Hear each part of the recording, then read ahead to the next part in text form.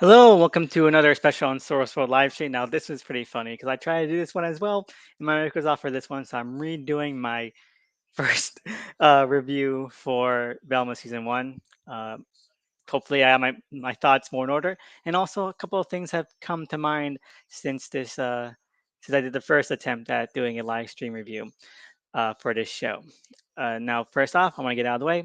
Terrible show. Uh, but is it as terrible as everyone says it is? I'm going to say no because a lot of people are I think misrepresenting a lot of stuff that it's doing. I'm going to give my score right now so that that's out of the way. 4 out of 10. You know, now 4 out of 10 might seem a little bit high for some people. Like they say they might deserve a 1 out of 10 or a 0 out of 10. I'm going to tell you what I think the show does well first because what the show does badly is already very obvious. It's already on the screen, as you say. What I think it does well might seem a little bit more not obvious. Now, first off, I think that the animation and the animated style and the art direction and the animation direction and everything that goes into the visuals and the visual timing and pacing is it's fantastic, honestly. I think this is probably one of the best looking Swedish shows ever created. Now, when its first trailer for this show came out, initially there was someone who went viral on Twitter for taking some screenshots of the trailer and saying this is one of the prettiest Scooby Doo shows ever created. And not to like they chose some really bad screenshots. They chose some really flat looking bits of the trailer, but you know what, they ended up being right because it really is it got a nice vibrant art style with lots of vivid colors. It's very poppy, and I think that the art direction and animation direction knows how to make the characters kind of really pop out. Yeah. And it's lots of expression going on here. Like it's very expressive, not only in terms of the actual expressions on the characters, but also in terms of their body language, in terms of the kind of settings, how the settings are framed, and all those things that go into it. And that kind of caught me off guard because also that really does help a lot with the humor. Now, is the humor really good? No, I'm going to say it right now, like 1 out of every 10 jokes lands, and that's mainly because of the laws of statistics, the law of averages. In terms of odds, the fact that every single line in this show has to be some kind of joke, has to be some kind of gimme, has to like be mugging for the camera or for the runtime, means that of course, like 1 or 2 jokes here or there have to land, um, and that's what happens. Now, are those jokes good? I'm gonna say that of the 1 in every 10 jokes that lands, half of those are actually like really kind of well done jokes, and half of those are jokes that are buttressed by the art direction. Like there'll be a lot of visual jokes that kind of go along with some of the punchlines, like in terms of, um, to give an example. In one of the first episodes, I think the second one, Velma like decides to like let go of her baggage and try to be popular. And it's like, oh, it's a very standard joke. She kind of goes into school the next day being popular, and everyone kind of sees through her facade. And then like a second later, it kind of all comes crashing down. Like her kind of like coolness makeover just kind of falls apart immediately. And it's a very standard joke. You see a lot in cartoons, you see in The Simpsons, you've seen it in King of the Hill. It happens a lot. But the framing and timing and kind of look of the joke make it land harder than it probably did in terms of like just on paper. Because if this had like a worse art style, had a flatter art style, a more stiff, more stagnant art style and art direction and animation style, that joke would have like just fallen apart at the seams. And so I think the art direction and just the animation as a whole is really helping to show out a lot more than it probably would otherwise or probably deserves. Now, the other jokes that it does that I think work are the ones where I think that obviously came from an actual place of knowledge that the writers and the writing staff like cared about. Um, Now, uh, the show as a whole seems to want to be like this Venture Brothers style broad parody mixed with some kind of Fleabag or Always Sunny in Philadelphia style ensemble humor. And what I mean that is that a lot of people get this misconception that we're supposed to think Velma is great because they think that like Mindy Kaling has no self awareness. And sometimes she doesn't, but other times it's very clear that we're supposed to like not like Velma at all, but in a humorous way. Like we're still not like her, like we don't like the characters on Always Sunny. We're like they're unlikable, they're smug, they're vain, they're egotistical, they're morons, they're bullies, and they're kind of sociopathic monsters. Like yeah, that's the thing about Velma. Like it's made very clear she's called out on it. She gets her comeuppance quotes sometimes, and I think that a lot of people kind of miss that for being like, "Oh, Mindy Kaling is excusing all these." No, they're not. It's like saying that Glenn Howerton or excuses the fact that Dennis might be a serial killer. That's insane to say. Uh, but the thing is that the jokes are worse, and the framing of the jokes are worse, so that it doesn't have that same impact. Like Seinfeld also did something similar and had much more impact than that. And I think it's because they still do treat the characters more preciously than they should. So they never go to extra mile. Like any comeuppance Velma gets is very short lived. Any kind of backlash anyone gets, any of the characters, 'cause they're all different. They're all different levels of bad or unlikable. Is just kind of forgotten in a breeze because the show is always moving forward. Everything has to be a joke, so you can never really let the impact of something land in terms of even the previous punchline. So I think that a lot of people are kind of missing that for the trees. Like today, there was this tweet that went viral about like, oh, here's Velma uh, twerking over Fred's dead mother's corpse, and like, yeah, that's the joke. The joke is that she's a horrible human being for doing that. Like the joke is that she's too self-centered and too self-interested to really understand that it's not appropriate thing to do. Um, is that a good joke? Not really. I think that in 2 seconds after the punchline lands, that would have been fine, but it goes on for a while. And a lot of the jokes about that are like that. They never really want to go the extra mile. They never really want to like really dig into that.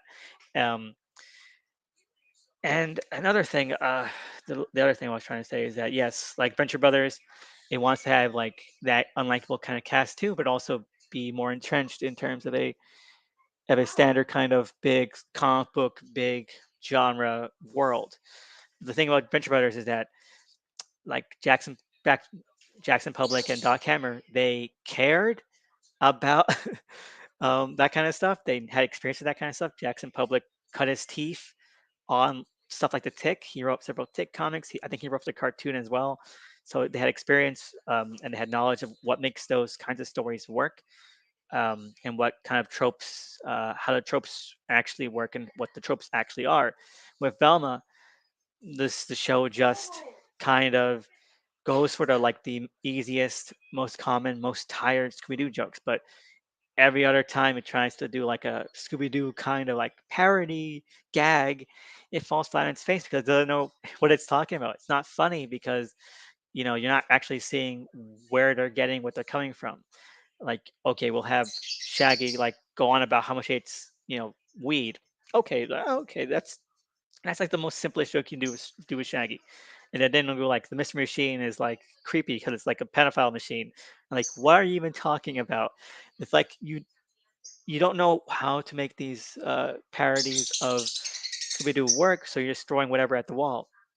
Um, and so it feels more like it's trying to or has more to say about like teen genre cliches and stereotypes and all the tropes that go in like teen soaps like Riverdale or Dawson's Creek.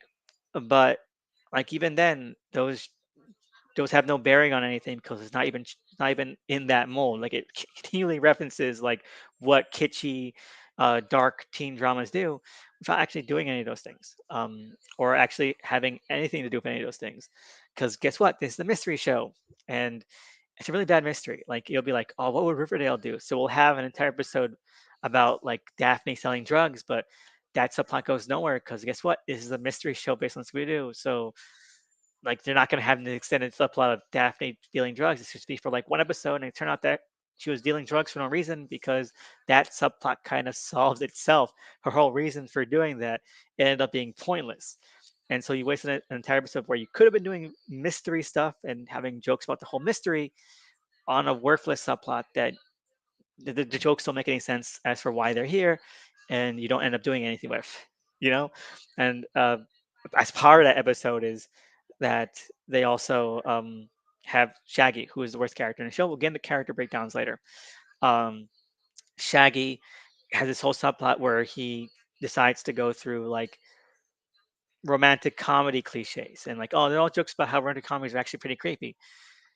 What does that do with anything? Like, how does that how does that even defer to Shaggy's character as either foundationally from like past Shaggy's or even this new one? Because he doesn't learn anything from it. It's just like talking about rom coms, but it's not even doing anything with rom coms. Just you'll just say bluntly, "This is the joke that we're parodying about." That'll be the way the joke is written, you know. And that goes for like 80% of the jokes or 90% of the jokes because, like I said, only 1 in 10 are actually any good. So let's go into like how I break down each character. Velma is not the worst character, or I said Shaggy is, but she is very flat. She's very static. There's nothing to her. It's just her. She has zero dynamism. Uh, like people again have said, Minnie Killing is doing some insert stuff, and maybe she is, but the fact of the matter is that Velma, as self-deprecating as she can be, there's nothing interesting down for like the whole point of the season is like digging into her backstory, digging into her traumatic past, but it's never anything that actually unlocks or unreal or unveils anything interesting or exciting about her character, and she never really reacts to it in a way that lasts for more than the scene. Um, and you know what? She's not the worst character, but she's just nothing interesting to write home about either. Daphne. I'm gonna call Daphne the second best character, or the third worst, depending on how you want to rank these. Now, one thing I will say is that Constance Wu, I think, is probably the most miscast as Daphne. Now, you have Sam Richardson as Shaggy, you have Glenn Howerton as Fred, you have Gina Kaling as Velma. One thing about them is that they all sound very youthful, very energetic, very kind of like prep, peppy, you know, and even Glenn Howerton as Fred, you know, he has his voice more high pitched than I ever, you know, heard it before. Like if I didn't know it was Glenn Howerton, I would at some times in some scenes be unsure that it was. Um, Constance Wu for like half the season sounds like the adult. Like whenever she's like in a scene with Kaling or Richardson or Howerton, she sounds so much more mature and grown up and older than the rest of them. I don't want to say anything bad about Constance Wood as an actress, as a performer. I think she's great in a lot of stuff that she's been in, and she's good in here too in terms of what she's given. But the voice is just like it doesn't really fit the whole tone of the character or the group.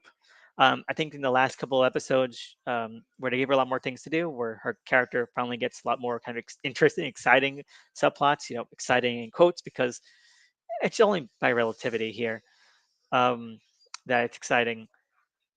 That I think her voice does kind of come alive, does become more excitable, more energetic, and so that kind of saves it for Daphne. I think Daphne overall is the MVP for like the least unlikable. Like all she really does is like sell drugs for episode, and the rest of the time she's like the sane man. Like she is just the most dependable, like the most likely to want to work things out, the most likely to want to like actually have conversation with the characters to, you know, come to a solution. With the most reasonable character on the show. Um, and I think that that's nice. That's fun for the character, and I really enjoyed um, seeing where that went. And honestly, I'm kind of excited to see where Daphne goes in season two, which is definitely going to happen because this show was a success, apparently.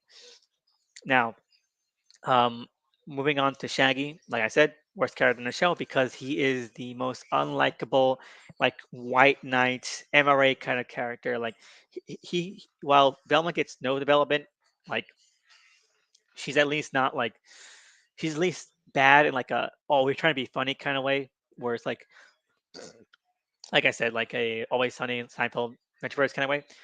Shaggy is just like a horrible human being, in a more real life context kind of way, where he's just like this wannabe rom-com nerd, and that's his kind of character. He's a dickhead. He's an asshole. He's a shitbag. He's mean, but all in pursuit of like, oh, but don't you understand? I'm in love, and that's like the worst kind of romantic character trope because people believe in that, like the whole white knight bullshit kind of thing. And he never gets any better. Like from beginning to the end, he just treats everyone like shit because he has his crush on Velma, and that's the only thing that matters.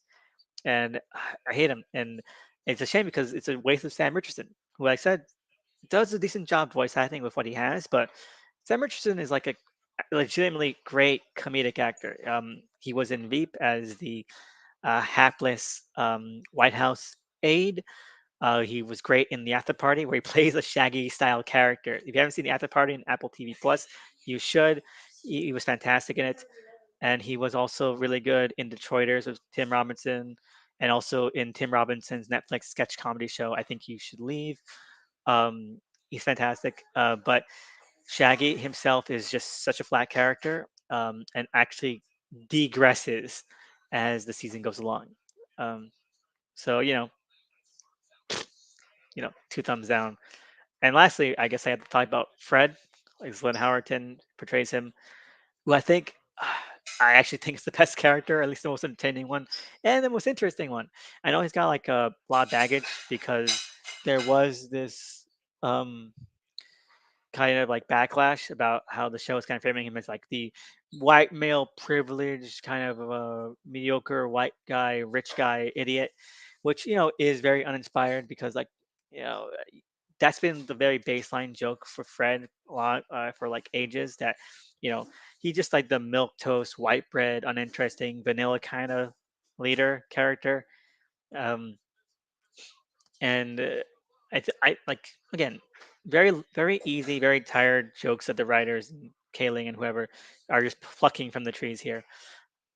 And the thing of the matter is that I think Fred is also the unwittingly lucky recipient of a trend I'm seeing in a lot of TV shows lately, and that trend is the fact that when you have characters that shows will have characters where the writers and the showrunners will be like, this is a character we want the audience to like or relate with or find really good or really funny. So they'll custom build them to be like what they imagine as the perfect accumulation, perfect kind of sculpture of those ideals. And so like we're done with that character. And then they're gonna have like a character they make up where we're not supposed to like them. We're supposed to hate them. We're supposed to find them moronic or buffoonish or just unlikable as the end goal. But because there's nowhere to go with the other characters that they built up to be more pristine, anytime like anything actually happens of importance, of impact to the characters we're supposed to hate, we're supposed to not like, even if it's the smallest little thing, it is proportionally so much more impactful. Like, oh, here's the character who's usually a piece of shit, who's usually just a complete asshole, and he gets like one moment, one scene where like you get the peek behind the curtain that you see like maybe he's not always such an asshole, maybe he's trying hard to not be an asshole, and it can last like for one scene because the writer's like, oh, we got something here, but it is relatively it unlocks and unshields that character so much more. And you get that a lot with Fred, where he's like a racist, he's an idiot, he's classist, he's vain, he's conceited, all that kind of stuff.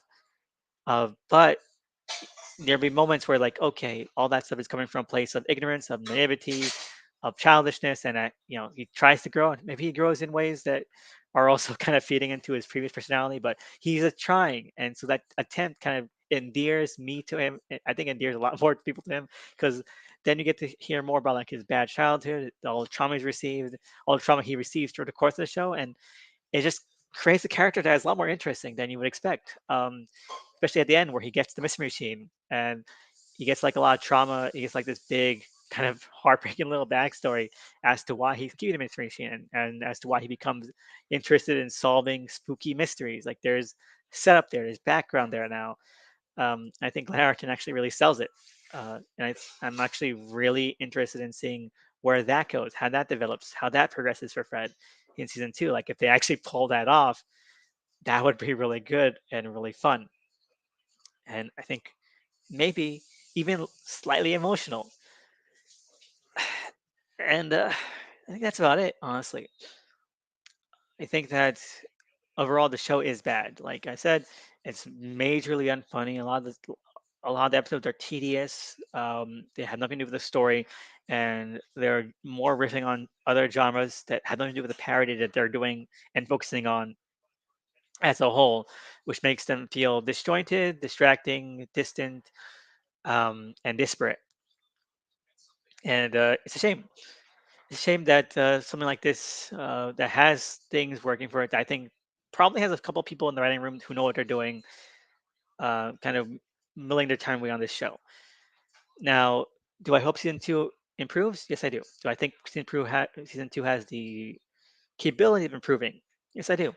I hope that like the showrunners and writers and even Kaling have taken all this feedback, have taken the response, because it's not all like screeching into the wind by culture warriors or moralists, which I've seen so much more of. Like, you don't really need to do that. The show is bad for very obvious reasons. You don't have to say like, oh, it's a sign of social and spiritual decay. That's ridiculous. Stop saying shit like that. But it is bad, and the ways it can be fixed are very simple. So I hope that they're able to kind of improve on this. So, but overall, like I said, 4 out of 10. Um, and I hope season two is better. Now, I also want to take a look or do a review of Nemesis Rebooted number two because I I still get, or at least Unsourced on Radio, um, gets comp copies of the series from Millar World, and like, you know what? I'm going to keep my end of the bargain and do a small review of the second issue. So one moment, please. All right, here we go. Nemesis Reloaded number two. Um, now, I'm going to say again, my thoughts in the first issue. If you listen to Comics Code Authority, which I do with Roll Over Queen and Mr. Mitchell, aka AJ, it's fine. I think the Jorge Jimenez art is fantastic. Obviously, he's a master. Um, but I think that doing a remake, a reboot of Nemesis instead of doing a proper season two is really holding us back because this issue kind of goes through the backstory we heard of in the original Nemesis miniseries. So it feels a lot like treading water, and especially in a way where like you're obviously not going to be invested. If you're like a Nemesis fan, there's no way you can be invested in this because you already heard it before. You heard a version of this before, um, and like how could you be invested because you already knew how that played out in the original series? So you're just left wondering, like, is it just going to play out the same way? Are we just here for like the same ride? I feel like being more different, being more distinct from the original series would have helped this more in terms of being engaged. Because right now I'm just I'm treading water. Like, where is the rug pull? I know that Millar has said it to be like a rug pull in terms of like what's going to happen, like how this connects. It's not just a reboot, and we'll see if that happens. But as of now, like it's hard to be invested because why be invested in a Nemesis remake if it's still following the beats of the original so far? Now, I'm interested in the big game. Like Millar says that this Magic Order, Kick-Ass, they kind of all lead into the big game, that big Millar World Crisis event that's coming out in the summer. So fingers crossed that that actually ends up making sense.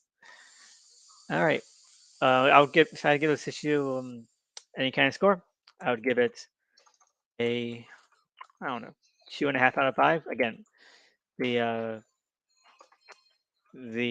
Jimenez art is fantastic, but other than that, I'm trying to get any interest in it.